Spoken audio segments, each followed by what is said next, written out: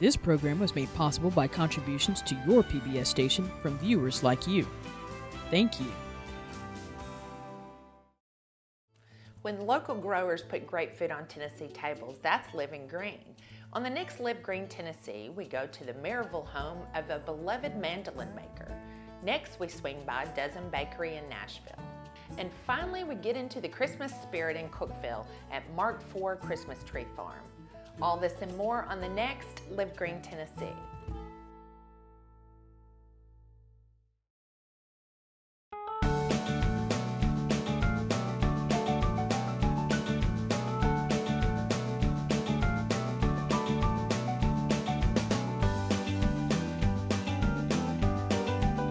Pick Tennessee helps you find local farms and farmers markets, plus offers tips for choosing, using, and storing the fresh foods you buy. The Pick Tennessee mobile app is available now on iTunes and Google Play.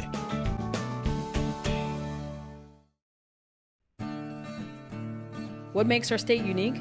Find out on the Tennessee Channel, a statewide initiative by your public television stations. Each program is created in Tennessee, about Tennessee, and broadcasted in Tennessee.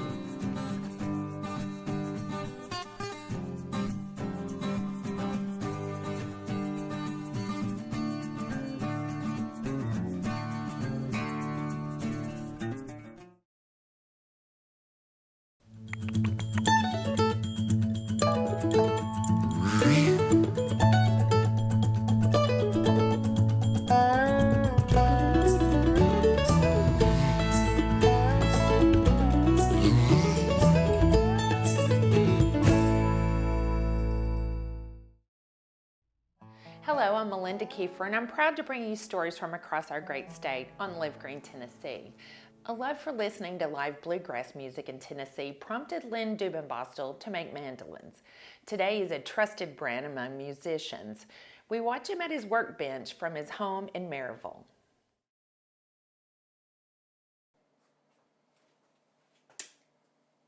Bench like I normally do. I pretty much taught myself to play mandolin. Well, the thing that really drew me to the mandolin was not only the music, but just the shape of it. To me, with maybe the exception of a violin, I don't know that there's a more beautiful instrument made with the Florentine scrolls and the archings and the opportunity to use some just absolutely beautiful curly maple. My name's Len Dubenbostel, and I've been building stringed instruments for about 28 years now. My first interest in music was probably as a result of my father, who had musical inclinations. Probably when I was about 13, I picked up guitar. That was a result of my dad coming home with a guitar one day. We'd never had one in the house. I started taking lessons and kind of fell in love with it, and it wasn't long after that I developed an interest in mandolin. The mandolin's an instrument that really kind of has its roots in Italy, and most people have seen what they call a bowlback, or around the South they would refer to it as a taterbug mandolin, and they were built for classical music. This was really originally a classical instrument, and it wasn't until the 1930s when Bill Monroe came along that it became a bluegrass instrument. In the late 70s, live bluegrass music in Knoxville was a big thing. You know, this was after Deliverance, and banjo and bluegrass music popularity was going up. All of a sudden, we had more progressive players around. We had a group called Newgrass Revival. And Sam Bush, who's still very active, was a pioneer of newgrass music. They call him the father of newgrass. So, you know, here are these guys playing this music I really like, and they're playing mandolins. And I got to see some of the greats back then. I got to see Earl Scruggs, Lester Flatt, Bill Monroe, Don Reno, and those guys would come through and play these small venues around Knoxville. And it was about that time that I went with some friends up to Rockwood and met Gene Horner and saw what it was like to build these things. That kind of planted the seed for me to build instruments. To see somebody take a pile of wood and convert it into something that you can make music on was really fascinating. While I didn't have any background in woodworking, never had a shop class in high school, it just kind of stuck with me. And then when the opportunity presented itself, after my wife and I got married, she wanted a dulcimer. And so I took that as an opportunity to put the car out of the garage into the driveway and build a small shop. I built 3 or 4 dulcimers and then moved on to a guitar with the intention of building mandolins, because Gene builds mandolins as well, and that's what I had a big interest in at the time. One thing led to another, and here I am doing it full time. Well, when I start building a mandolin, the first thing is wood selection. I'll go through and select a spruce top and then select the maple for the rest of the instrument. Then I'll rough carve the top and back, and there's a lot of final work that goes in by hand with finger planes, much like a violin maker, to get the thicknesses right. The thicknesses of the top and back are very critical, and they change throughout. They're thicker in the middle and thinner out towards the edges. Much like a violin, mandolins are traditionally built with particular woods, and this type of mandolin traditionally has a spruce top, and it wasn't until just a few years ago that I really found out why spruce was the preferred wood for most stringed instruments, and that's because sound travels through spruce faster than any other wood, and so it has very good acoustic properties. Once you get the body assembled, then you fit a neck to it. There's a dovetail joint that holds the neck into the body. It's glued in, so I'll rough that in. And then the binding, this decorative trim that goes around the edges. You have to route some of the wood away and glue that binding on, and then scrape it to get it everything level. And there's a lot of sanding that goes on in every step. Then the neck gets carved, inlaid, and the veneer put on the back of the peg head. And once you get the entire instrument together, then you can kind of clean up all the little details that need to be, just perfect. And then you start the finishing process. And that probably takes more than a third of the time of building the instrument. And you start by putting stains on it to achieve this sunburst finish. You have to put all the hardware on. The tailpiece, which holds the strings down here, you have to fit a bridge.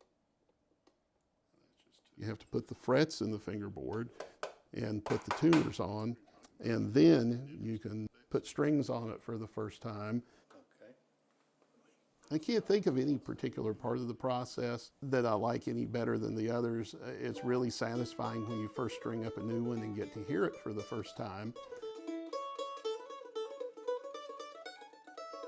There's been a few in fairly famous hands. One in particular is a mandolin. A couple of mandolins I built have ended up with Chris Thiele. And Chris is a mandolin player. He's in his mid-20s now, who's pretty much considered to be maybe the finest mandolin player in the world today. I've done quite a bit of work over the years for him. It's flattering. But it feels really good to see anybody play it and enjoy it. I hope it's an instrument that makes somebody want to pick it up and play it, and that's the goal. And whether they're famous or not doesn't really matter. I've studied the old instruments very closely. I often tell people that you can't improve on what you consider the standard, and for mandolins I consider the standard those instruments built by Gibson in the mid-20s.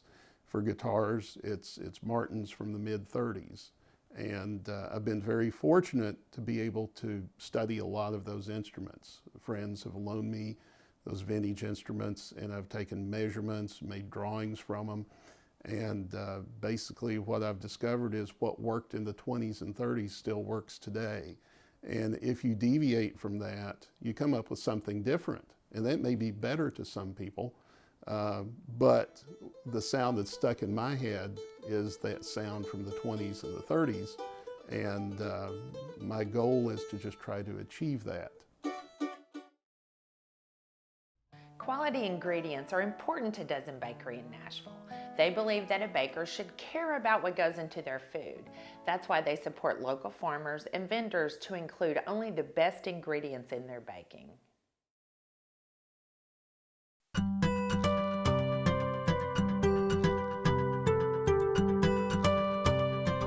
I love feeding people. I just always wanted to feed people. Growing up, I wanted to make dinner for my family. I wanted to make dinner for my brothers. It's just always about creating something where we would sit down together and eat. I've just always enjoyed doing that. And this seemed like when I was thinking about a career, a very easy way to recreate that feeling of getting to serve people and serve them good food.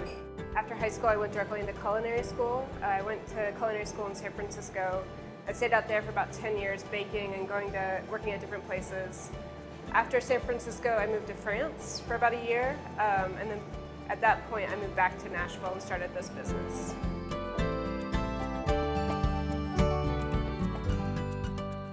Dozen actually started as it was going to be a pop-up holiday cookie business. So I left France, and the goal was to make a short stop in Nashville before I earned enough money to get back to San Francisco. And so I stopped here. I started the business in October of 2009, and I started selling at the farmers markets.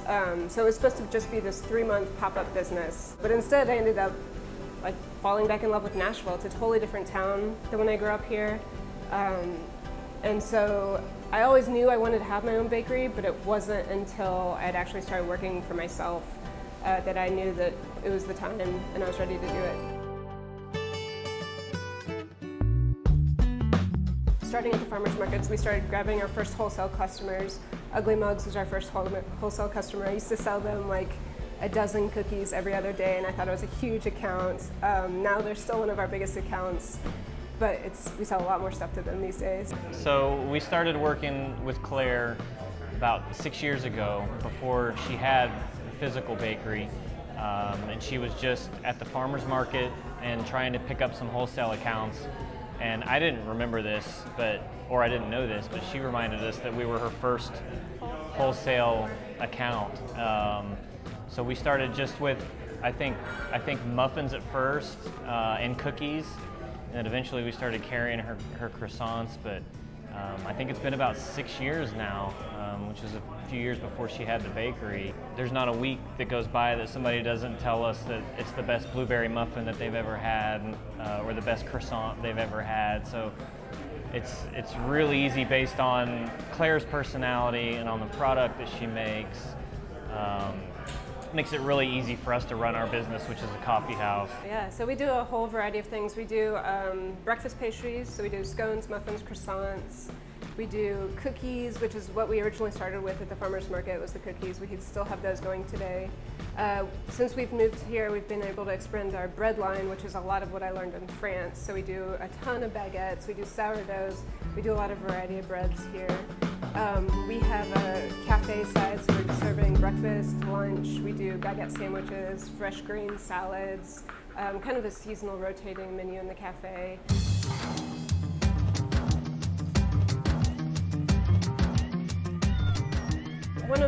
One of the core ideas of Dozen is just knowing that we exist in a larger world than just us. We know that we make an impact on people, so that's between customers, it's between coworkers, it's with the earth. And so we know that we have a place on the earth, and we try to be very conscious about how we interact with that. We do use organic flours and organic sugars. All the ingredients we use are very consciously picked. We also compost, we recycle. Just being aware of that impact that we have on the world is a big deal. So my name is Matthew Beetlecombe. Everybody calls me Beetle. And I started a business here in Nashville about 2.5 years ago called Compost Nashville. And we help residents and small businesses of Nashville to compost their waste instead of sending it to our landfills. And we're here at Dozen Bakery. Claire Manili, the owner, has been using us since before she had this shop location. She's been one of our first customers about 2 years ago. We started working with her, and she's real passionate about making sure that her waste streams are handled properly. And so what we do for her is we provide her with a container, and it sits out back of her restaurant, and we come by once a week and take it away, give them a clean container. It's really seamless process. So they have a dedicated trash can for compostable waste that sits out back that we manage for them. And so they are not sending their waste to the landfill, which is really important because when waste goes to a landfill, it actually rots and emits methane, which is one of the greenhouse gases. And that's about 25% of our methane produced in the United States comes from rotting food waste in landfills. And restaurants are a huge contributor to that food waste. And so Claire is really conscious in her bakery about what she does with that waste. And so that's what we do for her. We are in the Wedgwood-Houston neighborhood of Nashville, which is it's changing a lot right now. Currently, there's a lot of artist studios here, so it's a very maker-friendly environment, which is something that really attracted me about coming here. It was a space where I could get enough square footage here that we could do production and retail under the same roof, and so people could see how the food is being made as they're eating it. So it kind of fit in the whole vibe of the neighborhood, where people here are making the art that they're selling and everything like that. It is a rapidly changing environment. There's a lot of new housing. You know, Nashville is going crazy, so there's a lot of new housing in the neighborhood.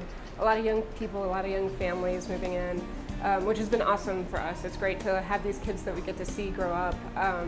You know, there's a woman here today that I remember when she was pregnant, and now her baby's crawling around at the bakery. So it's been a wonderful, welcoming neighborhood to be in, and it's changing a lot, but I think it'll be great.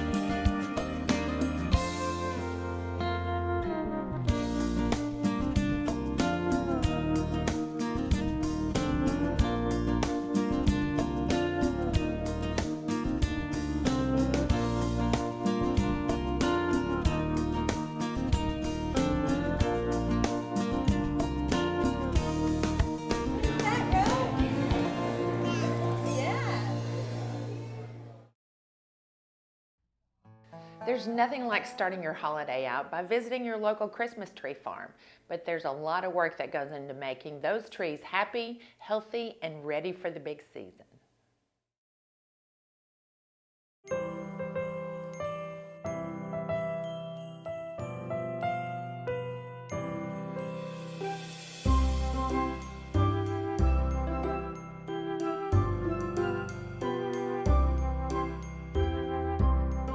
We joke a lot of times about the fact that some people will step out of their car and immediately say, that's the one I want, and they're gone in 5 minutes. And then we'll have other people that I think really almost look at every tree we have before they choose the one they want.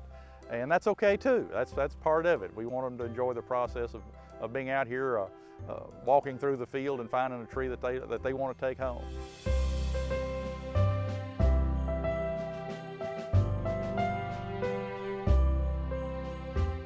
We bought the farm in '92, and before we even built the house, we started planting trees. To me, having a real tree and the aroma of that real tree and the experience of selecting a real tree is going to add more to the Christmas season than that tree that would come out of a box that's made in a foreign country somewhere. And so we have a renewable resource here. We grow trees. We plant more trees every year. We know that trees help create oxygen for us in the air, so while we're having fun selling trees, we also like to think we're helping the environment a little bit at the same time. So I think it brings back more to the actual Christmas season by having a real tree in the house, and they definitely smell a lot better than those plastic ones.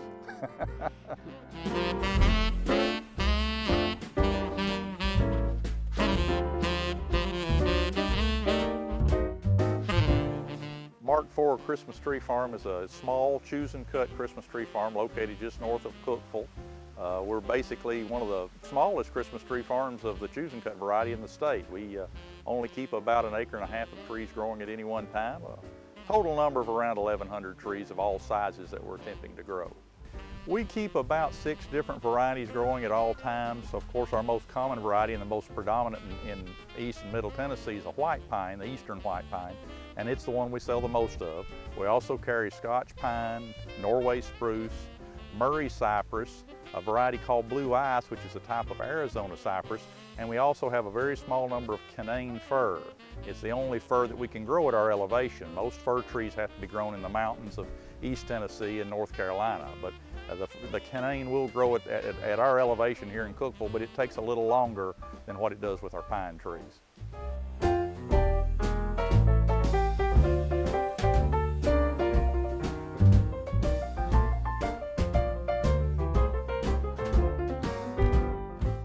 Most customers come in and they have an idea in mind of what a Christmas tree should like or what they're thinking they prefer. I guess most folks see the picture of the fir trees in their mind, and that's what they're looking for the most. But because of the softness and the ease of use of the white pines, a lot of folks go with those as a choose and cut type tree. since we can't grow as many of the firs here, we do bring in some of those from the mountains to resell. And unlike some of the, I guess you'd say, big stores that handle Christmas trees, the trees that we bring in, we keep them watered the entire time that we have them, the pre-cut trees, the firs that we bring in. And so that helps them stay fresh for our customers. It's just an extra feature we provide to make sure that they take home a good fresh tree.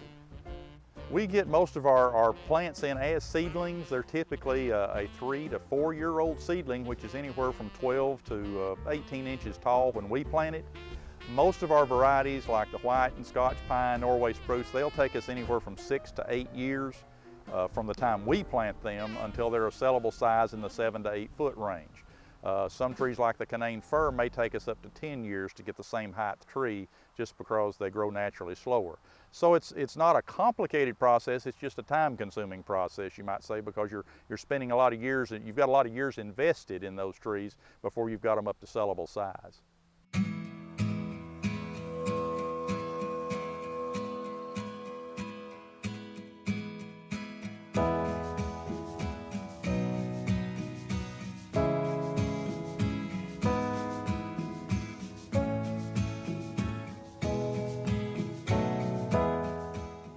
Bought this small piece of ground that I knew wasn't big enough for any major farming enterprise, then I thought with the help of my 2 sons, who were quite young at the time, that we could try the Christmas tree growing process and see how that goes, because we knew we could do that for me as a part-time job to go with my regular work, and it would be something that they would learn from and experience, hopefully something that would help them throughout life.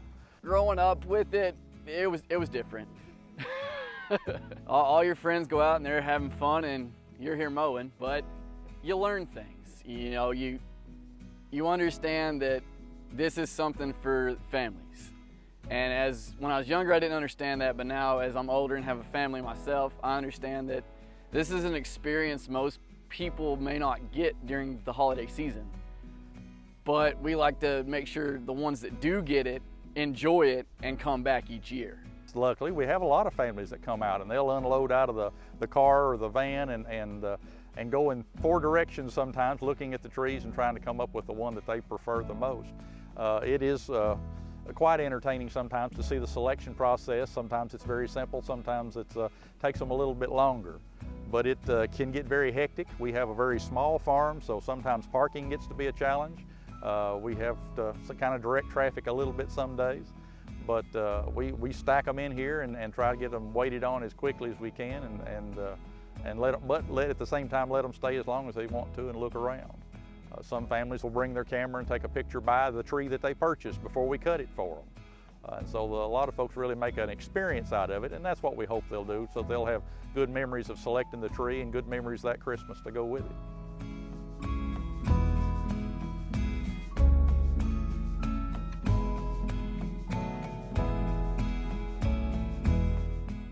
It's a unique process. We don't have that many folks in Tennessee that do it, but it's something that folks can make a little bit at while you're having a little bit of fun too.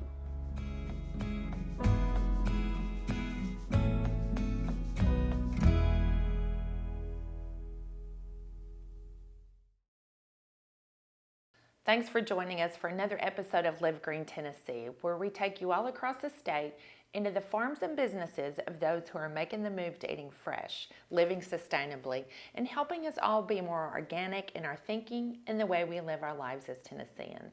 Thank you for watching, and we'll see you next time on Live Green Tennessee. If you would like more information about Live Green Tennessee, please visit our website at livegreentv.org, where you can find everything from healthy recipes to past episodes and more.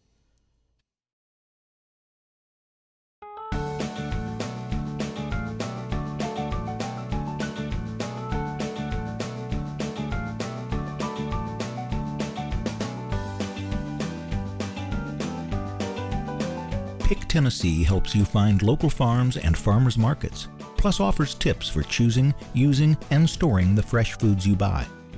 The Pick Tennessee mobile app is available now on iTunes and Google Play.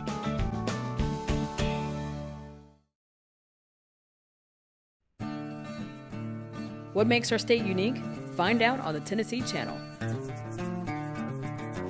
statewide initiative by your public television stations. Each program is created in Tennessee, about Tennessee, and broadcasted in Tennessee.